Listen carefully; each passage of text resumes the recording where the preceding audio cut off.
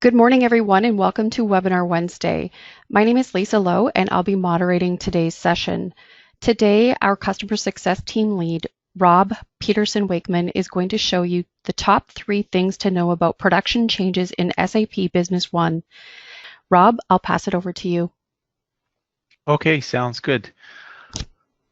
So today's webinar is focused on some of the most recent enhancements in the production module.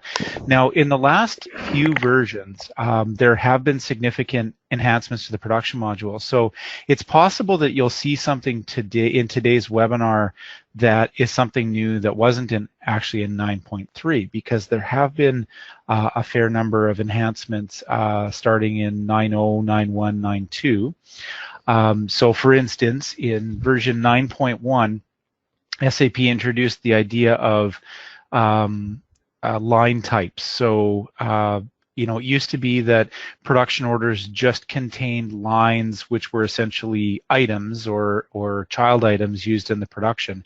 Now we can actually add multiple different types of lines. And at 9.1, there was the ability to choose between 3 major line types, either an item itself. Now you had the ability to choose a resource, and resources are defined in the new resource module, and you could also add a text line, a description. So that sort of set us up for the basis of a more a simple routing, right? The ability to kind of do a little bit of a routing using items, labor, and text. In version 9.3, one of the more significant changes is that they've actually added the data object to be able to define routing stages. So we're going to see that today. So when it comes to production routings, there's quite a few implications across the production order system. We won't be able to cover them all today, but the core things that have changed is that you can now add a line called a routing stage, and you can also have a routing sequence, like a priority, and we'll see that. You can also assign a status to the stage as well. So what that means is that if you want to break up your production order into discrete phases or stages or steps, you can deal with those steps, and those steps can be open or closed, right? So it doesn't just have to be the whole production order that's open or closed. Now we have a facility to say, oh, okay, stage 1 is complete. Stage 2 is now open or released, those types of things. Like I say, there have been a number of changes to the production module 9.3, but another significant one is now they've renamed the pick and pack manager to the pick, pack, and production manager. So we can now use the pick and pack manager to pick the things that we need for production orders, and we're going to see that. They've also added a production variance report. So after a production order is started to receive WIP and been completed, this variance report will essentially give us analysis of what happened actually versus what was planned on the production order. Okay. A few other things. So before we get into looking at it in a live system, I want to make light to everybody where we're finding these things. So the production order changes is just one of the updates delivered in 9.3. One of the things that SAP does when they release updates is they'll release these documents. And right now it's a PDF document. Prior to the 9.3 highlights document and the 9.2 highlights document, this was actually a PowerPoint, but now they're in the habit of releasing this as a PDF. So if I were to scroll to the top of the PDF, we would see this is the SAP Business One 9.3 release highlights. So how do I find this? I just wanted to take a moment to highlight where this is found. So this can be found on the PartnerEdge website, so partneredge.sap.com. This might look a little bit different to customers, but this information is available to anyone with an SAP S-user number. Okay, so I'm going to log in using my S-user number. And I wanted to go through this really quickly because I'll be honest with you, sometimes it's a little bit difficult to find things on the SAP website. So how do I find it? Sometimes the easiest way is to simply do a search. I know that this document is called SAP Business One Highlights. So if I do that, if I type SAP Business One Highlights, it'll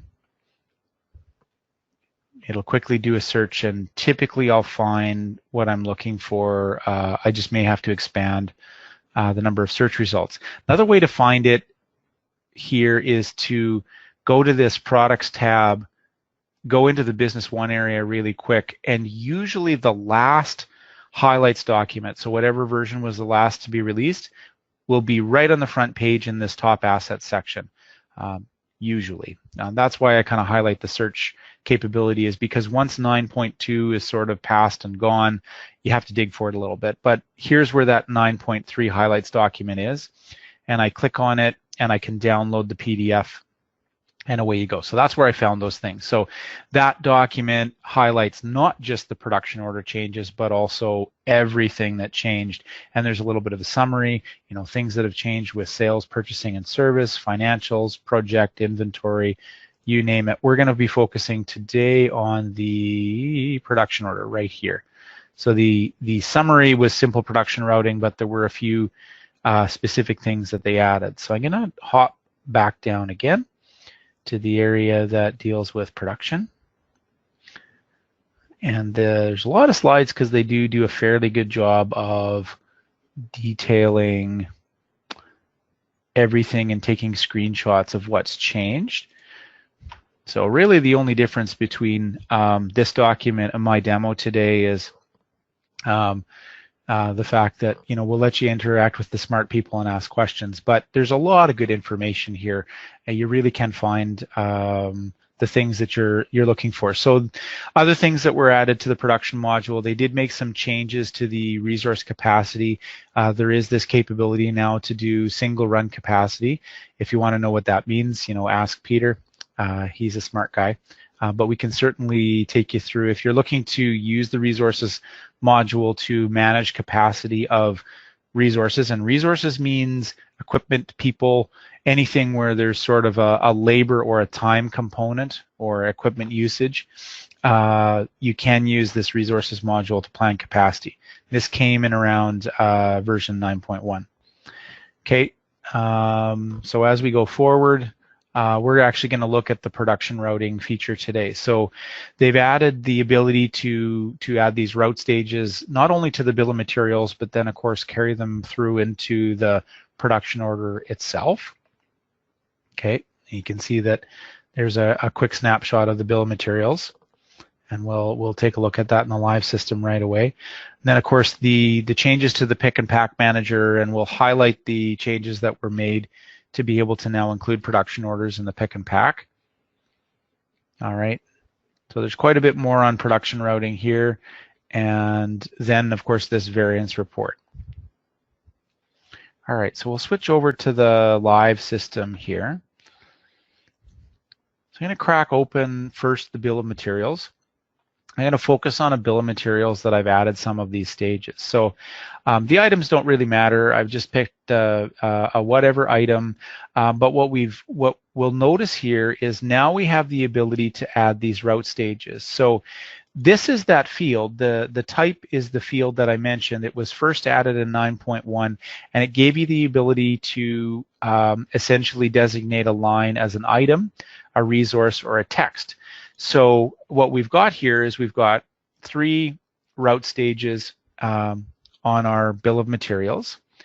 We also have this column over here which denotes route sequence. So if this stage needs to happen, this first stage needs to happen before this second stage and this third stage, here's where we would do this. If things could happen in parallel, then we could actually indicate that happening in parallel, if that makes sense. So we can do that. Haven't troubleshooted a lot of this yet, so I do need to be careful. If there's deeper questions, we may need to. It's fairly new functionality. All right, so we can give this this route stage if we were adding a row here to the bottom. Sorry, I'll just click update on that if we were adding a row.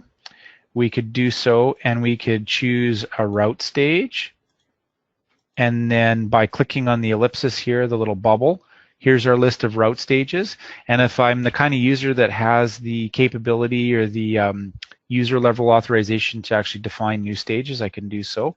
So let's say we want to define a route stage as, quality control.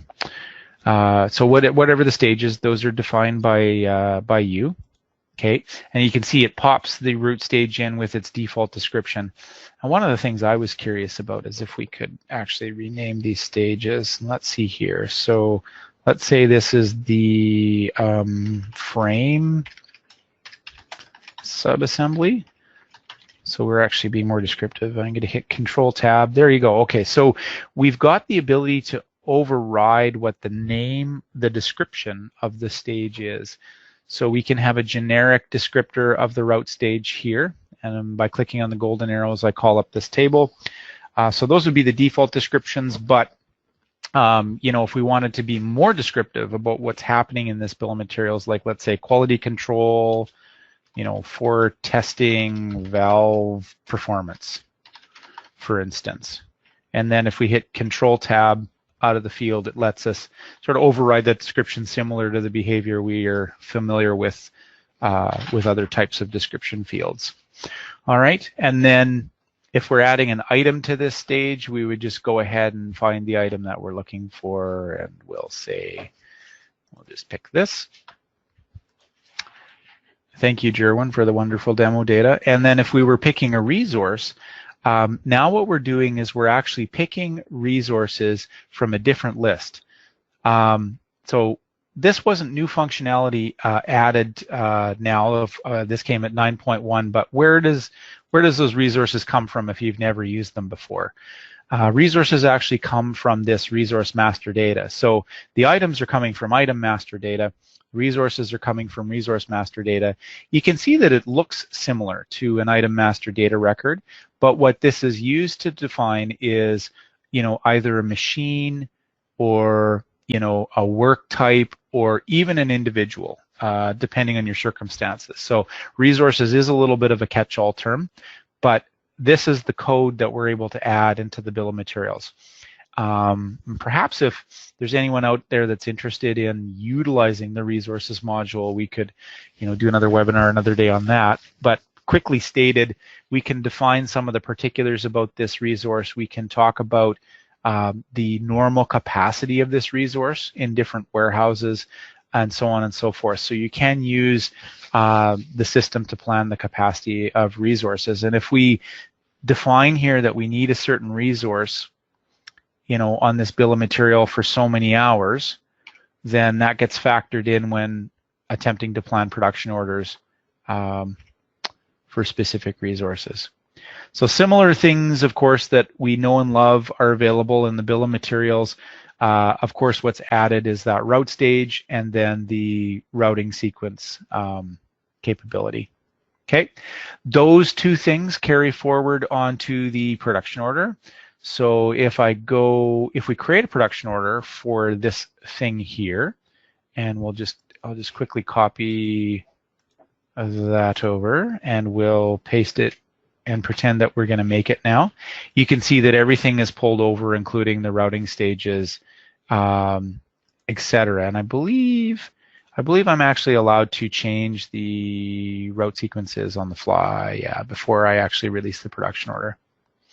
Okay, and you can see how when I did that, when I changed the route sequence, it actually changed its position in the list here. So it's kind of a nice feature. From start to finish, you should be able to go from top to bottom.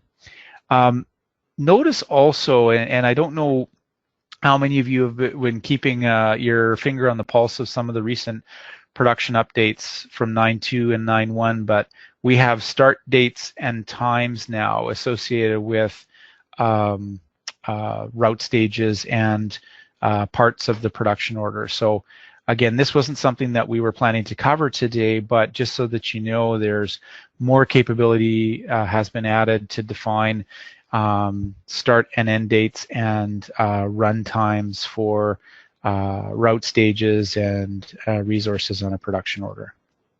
Okay. All right. So I don't see. I think Lisa, you're monitoring the questions. I don't see any so far, so I'm just going to keep on pushing. Yeah, sounds good, Rob. Okay. All right. So the summary of all of that is now, the items and the resources sort of set us up for expanding what we can do with the production order in 9.1, and now in 9.3 we can do these routings. So we have the ability to do simple routings, and there are some. It's maybe worth mentioning before we go away from it. There are some third-party add-ons that do now interact with directly with the SAP production order and these stages. And what I mean is there's a number of third parties that do, mobile plugins that if you're attempting to capture actual time and progress on a stage of production or consumption of materials, there are add-ons that allow you to interact directly with some of these new features on the production order. Okay. Now, I had actually mentioned that there was a status field, and let me just see here. Forgive me, because I'm not sure if that was something that was present on the bill of materials or the production order, but it was mentioned in the literature from SAP that we did have the ability to indicate a status. That might just be something that's available on the production order. So let's just go over to our production order that we created here, and we can see that now there's a status not just on the header of the production order, but also on each stage. So if we wanted to put this, this first stage complete, right? Okay, we'd have to deal with it as per a normal production order, where we issued what needs to get issued and then receive what needs to get received in order to put it in completed status. But we can have these three statuses possible on a stage. Now, these statuses are not user-defined. These are out of the box. They come with Business One. So I think for the most part, you're stuck with that as standard unless you wanted to extend it. Okay. All right. So moving along to the pick, pack, and production manager. So if we go into the inventory area, either through this top menu here, or if we pop open the side menu here, the pick and pack manager is one that was normally within the inventory module. And now you can see that it's renamed. It's got a fancy new name, the pick, pack, and production manager. So in theory, we can use this manager to create pick lists for items for either stages of a production order or the whole production order.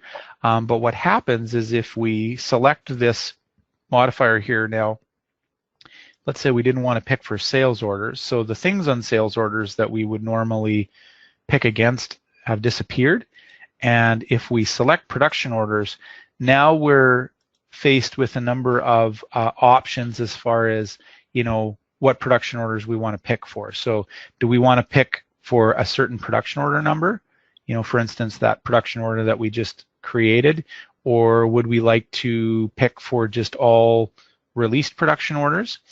Would we also like to pick for production orders that only have the manual issue method, right? So we can now sort of choose our pick lists based on these types of production order type things, if that makes sense. So if we went ahead and let's say let's just open our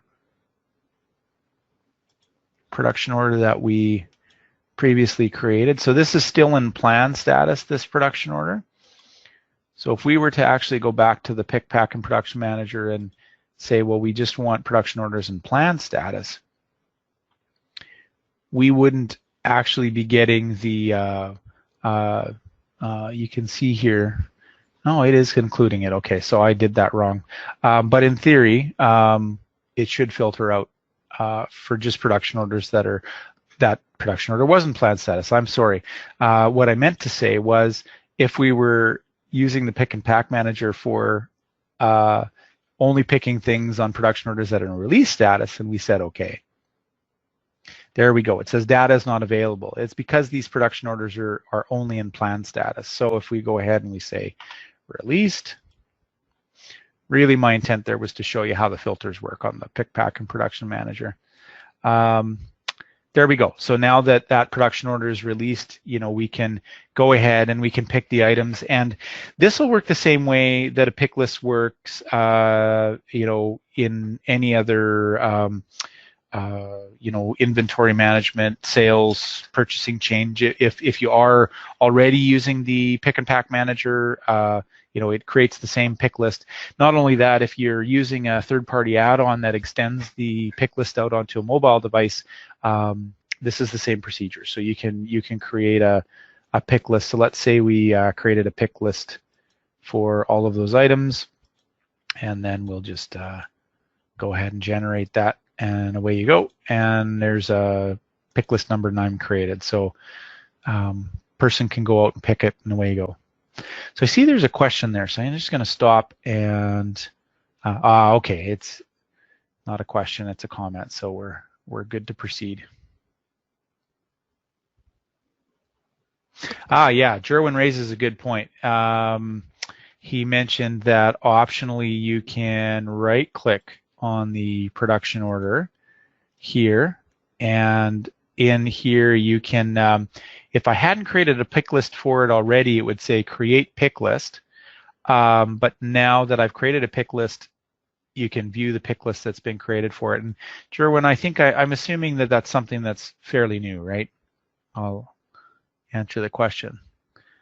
Okay, I saw somebody else had raised their hand, so yeah, okay, Jerwin confirms that that came along in version 9.2, so that's wonderful. All right. So I'm not seeing any other questions currently. The last thing that I wanted to show you that I think is a significant change or something that's been added that people out there might find useful or interesting. Now, I haven't actually processed any WIP or received anything from production. So I'm just going to go back to a production order where it's actually been worked with or closed. And we can see that with production orders that have been, receipted from production and closed, we now get numbers results in this summary tab. And if we look at the total variance. Now, in this particular production order, the total variance was 0, but we also have this option to drill down into a report. So on this particular production order, everything that was planned was in fact consumed, so there was no variance. But if there was a difference in, what was used on a production order, like let's say time, so labor put against a production order or materials put against a production order, it would show up in this production variance report. So this is a good way to assess, is what I plan to do on this production order what actually happened, and are my costs in line? So a nice little feature added there.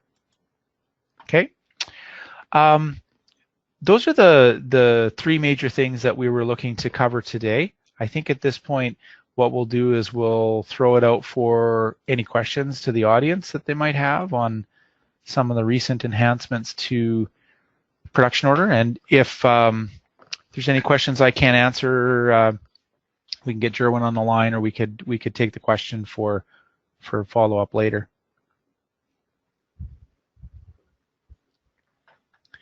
Okay, I see there's possibly a question here from Richard. Does the pick list support batched managed item picking? And I assume you're asking the question, does it support batched managed item picking from production orders? And Jerwin, if you want to unmute your microphone, I'd be happy to get you to weigh in on this here as well. Hi, can you hear me? Hi. Hey, that's a great question, Richard. I haven't tested that out yet, but we can definitely test it out today and maybe get back to you. But that's a great question. I assume it does, just needs to test. Hmm.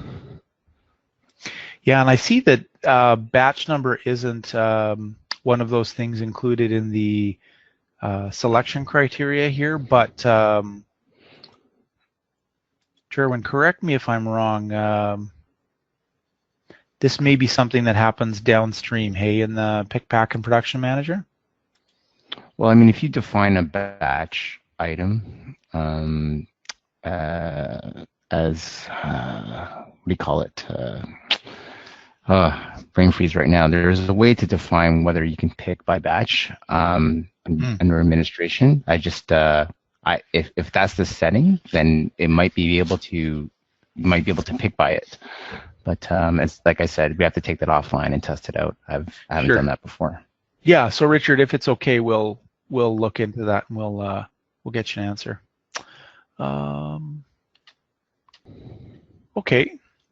I don't see any other questions at this point in time. So Lisa, maybe I'll turn it over to you, and if there are no further questions, we could wrap it up for today. Sounds good. Thanks, Rob, for a great presentation, and Jerwin for the extra add-ins.